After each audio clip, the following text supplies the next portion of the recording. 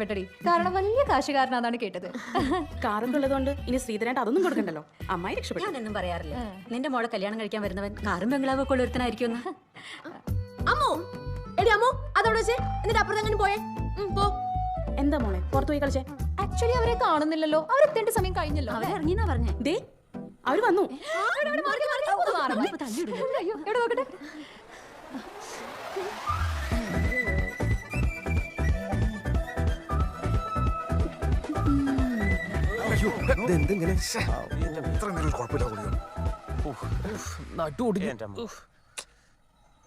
അത് ഈ ഫിൽറ്ററിലൊരു ചെറിയ കരട് കയറിയതാ. ഒന്ന് ക്ലീൻ ചെയ്തിട്ട് ശരിയോ? വൈകി എന്നാലും കുഴപ്പമില്ല, വരിക.